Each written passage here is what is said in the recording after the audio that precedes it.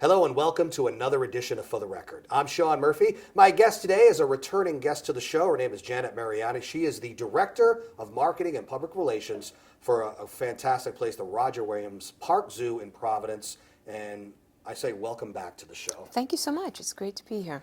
For those who might not have seen the other show, tell us about the Roger Williams Park Zoo. What is it? Well, it is one of the oldest zoos in the country. We first opened in 1872. We have over 100 species of animals on exhibit. It's everything from elephants and giraffes and giant anteaters and snow leopards and just a whole array of very cool animals. We have birds, we have reptiles, all in naturalistic exhibits on a 40-acre zoo, property, and it's beautifully maintained. It's a wonderful day trip. Now, I think the days of the old definition of zoo is not what you would think it is at all. It's not, animals in small cages and bars and stuff like that. Oh, right? not at all, not at all. I mean, and you're right, the trend for a number of years has been moving quite far away from that, but actually, as I said, all our exhibits are natural enclosures. The elephants are roaming around their yard most of the time. They're getting their bath inside their housing most mornings, which you can watch around 11:30 or so. But the idea, as the decades go by and the zoo is improved again and again, the idea is to improve the experience for the visitor so that you're getting as close as possible, but also improving the experience for the animals as well. Absolutely. And we put quite a bit of effort into that through the work of our keepers, who are very involved in providing enrichment for the animals each day. And and I think someone like yourself who not only works with animals but cares about animals, you know the importance of the evolution of zoos or nature preserves or anything along those lines, where it's less cagey and more free roaming for the creatures that exist in your park, right? Well, yes, I would say so, to the extent and as much as we can. Right, That's which true. is allowed with and the land. our focus really is we have 18 endangered or threatened species there. We're working to conserve them, to protect those and maintain those species. We have a conservation director who's doing wonderful work, working on trying to rebuild populations of local creatures that are highly endangered or are extinct from the area now. And plus our education department is very focused on environmental education, providing enrichment, if you will, and education for the public who come to us, both on site and through our wonderful education programs. We really are trying to foster appreciation for wildlife and nature, knowledge, and ultimately caring on the part of the public, particularly in children. We are hoping to be fostering the environmentalists and conservationists of the future. Right, because you don't want to have entire species dying off completely. It's a great tragedy anytime you do lose a complete species, and things like this, sort of help to preserve it and hopefully rebuild it and maybe repopulate the world with these endangered species. Certainly, things change over time, Right. but I think you could say that much of our conservation work and our focus is on trying to educate people about how to minimize our impact, because so many of the animals that are threatened now are due not to the environment per se, but to the effects of human behavior. Us clearing, forests Exactly. and land Right. to develop for other Changing things. the atmosphere through Yeah. various types of pollutants and so on. So much of what is seen right now is very much due to human activity. So that's the goal, is to try to make people aware of that and try to make them a little bit more aware as they're going through their daily lives. So maybe some kids, when they go up there, their kind of initial thought is to see some animals that they wouldn't see normally. But when they get there, they learn something. They learn that maybe some of these animals are endangered, or just learn about a species that they didn't even understand before, and maybe how to interact with them if there's ever a situation elsewhere. I don't know how often they would interact with elephants, but Well, but there is something to be said just for experiencing it firsthand. Right. Being there, it's very different than seeing it in a movie, on the movie screen, or in a book. True. On television. All those things are valuable, but there's no substitute for that in-person experience. And we have, we call them the red shirts, our docents or our on-site educators. They're there. They're looking for opportunities, looking for people who want to ask questions and want more information. We have some wonderful interpretive materials at the exhibits for anybody who's interested and wants to know a little bit more about the animals. And our goal with those materials is to try to foster that kind of learning. So when you talk about education and learning in kids, I would imagine there are a lot of field trips that come through your place, right? Many, many field trips Yeah. come through. We have some very popular family programs where for the younger kids, a parent might come with a youngster to a program. Sometimes they're one-day programs, or you might sign your child up for a week of camp. The camps are very, very popular. No kidding. So there's a camp at the zoo. We have a day camp at the zoo. It runs during February, April, school vacation, and we have 10 one-week sessions during the summer. We have camps ranging for kids from age 4 up through age 13. And what do they do at the camps? Each of the camps, and of course this is all developmentally appropriate, for the kids that are 10 and under, it's a combination of animal encounters, tours of the zoo, activities, games, things that are geared around the specific theme of that program.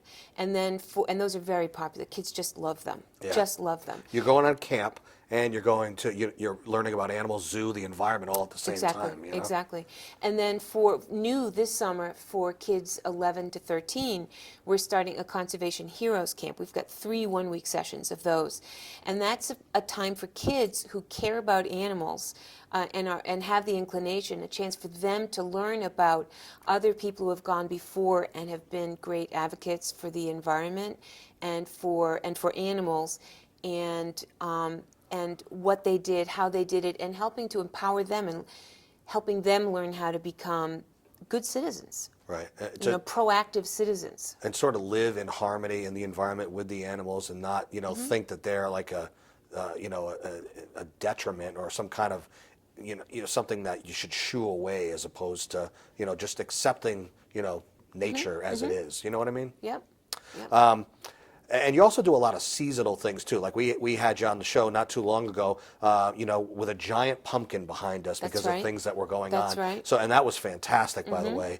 And I hope you got to go. Did you get to go? The only thing that I got to experience was the giant pumpkin behind us on set that time too. Okay. So I got to make sure I go next time. But that's one of the many things. So talk about that a little bit. Right. We have events that are running from this year. It was late March. And they'll run through early December. And many of them are free with your zoo admission, and they're fun activities, things to enhance your experience when you're there. There's usually an educational component to it as well. But it ranges from an egg hunt safari, an egg scavenger hunt. We have Mom's Day events. We offer some discounts on Mom's Day, and we have a discount for Dad's Day. We have an animal birthday party club. No kidding. That we're bringing back again. This is, I believe, the 3rd year for it. It's just fun. In each month from May through August, we do a total of 5 animal birthday parties. So kids come. If you come to the first 3, you can get a a birthday party club member card. And if you get that stamped at 3 of the 5 birthday parties, you get entered in a drawing to have your own safari birthday party for up to 10 kids. Now, when you say birthday animals, you're talking about the ones that are at the zoo? Animals at the zoo, Okay. like our takin, they were both born in May. So this coming Saturday, which is Memorial Day weekend. Which is when we're shooting this show, by the way. Right. We are going to be having a birthday party for our takin. Then later on in the season, late in June, it'll be for our 3 elephants. And in July, we have birthday parties for our wonderful Red River hog, and for giraffes, and so on. So it's animals that were born in that month on or approximately the day that we're having the event. And we just have fun activities, and the animals get special enrichment. Thank you. I was going to ask that question. What treat do they get? Maybe not a birthday cake, but they have to get something for their birthday. They do. They'll get, often it has to do with special food treats that are in a container that look cool for us, like it might be a box decorated like a Right. birthday cake. Yeah. But inside it, they get into it, they break into it, they get some special treats for themselves, and it's fun to watch them do that. Yeah, Very and fun it's to see also, that. that's like healthy for them to do that too, to kind of keep their brain active. It's you know, part by of that kind of, enrichment that we try to do each day, right? It's giving them a new experience, something to work with, giving them the opportunity to engage in natural behaviors like foraging Right. for food or investigating something new, using their various senses and so on. if they were out in the wild, that's exactly what they would have to Right. do, right? So Right. you try to want to make it as much as in the wild as you Mm-hmm. possibly can in their environment that they're in. As much as we can. That's By the the way, goal. just want to mention that although I didn't make it to that pumpkin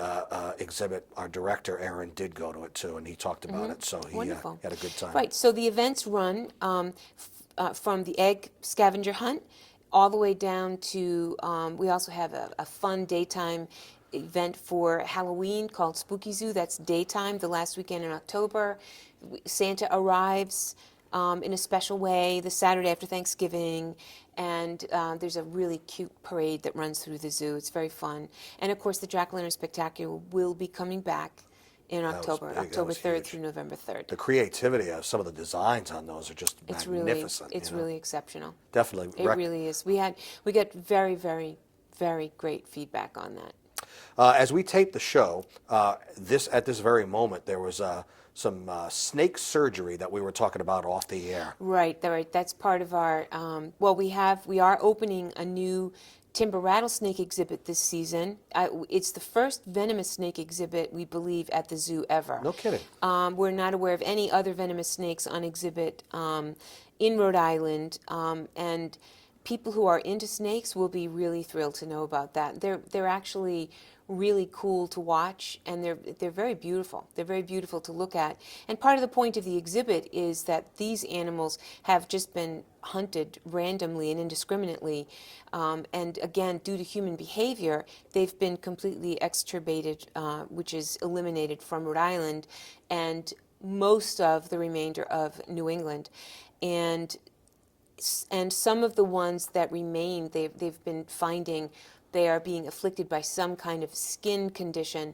So the conservation project that we're involved in, which is a multi-state, a regional conservation project where our zoo and other organizations like the Fish and Wildlife groups and other zoos and so on, we're working together to try to understand that dermatitis and also working to just protect that species and make sure it doesn't get wiped out. How do you strike a balance between you don't want to wipe out a species at the same time your average everyday person isn't going to want a venomous snake in their neighborhood, so to speak? Mm-hmm. How How do you live in harmony and peace and kind of strike a balance? Well, again, I'm not an animal handler, but what I've learned is that they are a natural part of our habitat. They play an important role. They're a small predator. Right. So they help balance other animals that might run rampant, like Rodents, mice or yeah. rodents or whatnot. Plus, particularly the babies, provide a food source for other things like raptors or coyotes or that sort of thing. So they play an important role. And the other thing to realize is that they use their venom to capture food. It's their instinct is to be shy and avoid. So they're not out looking for Right, they're not hunting people. anything. Yeah. They're really not hunting people. And the fact is that we are expanding into their territory.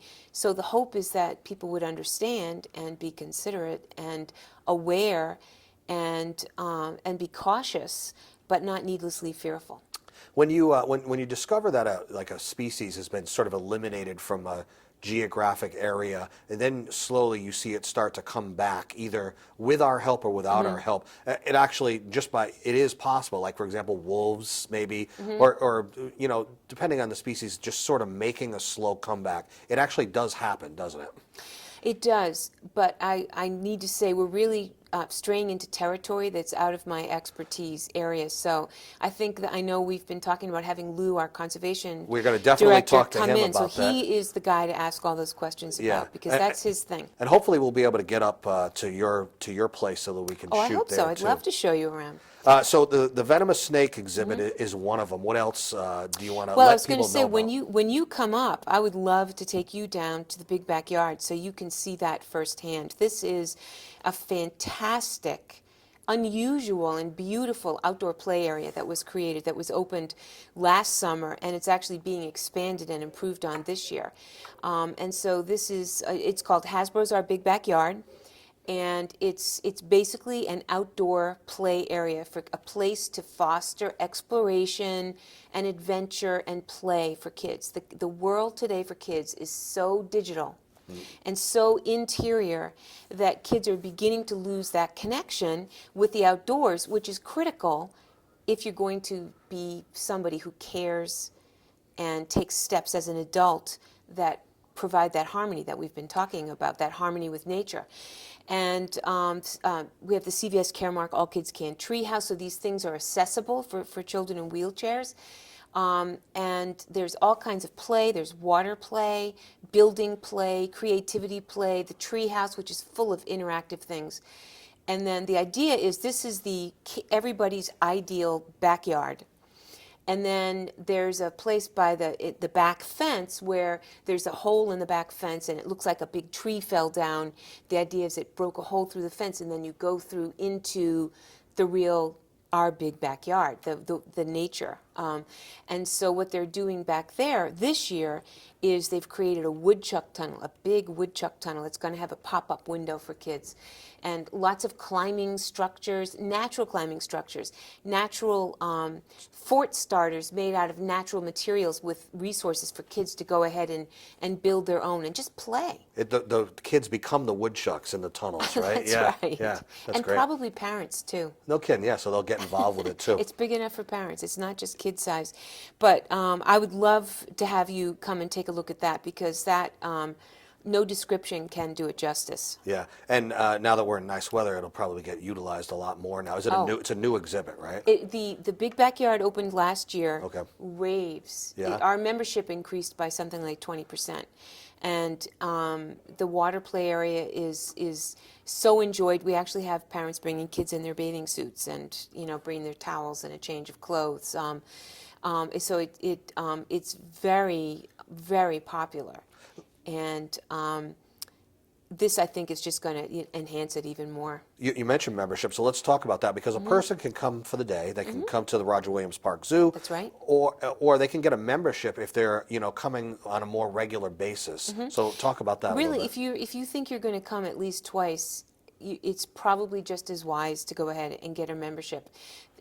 If a family came once a month with a membership and you had a family of 4, you're basically paying about $2 or $3 per person per visit. It's That cheap, yeah. phenomenally affordable.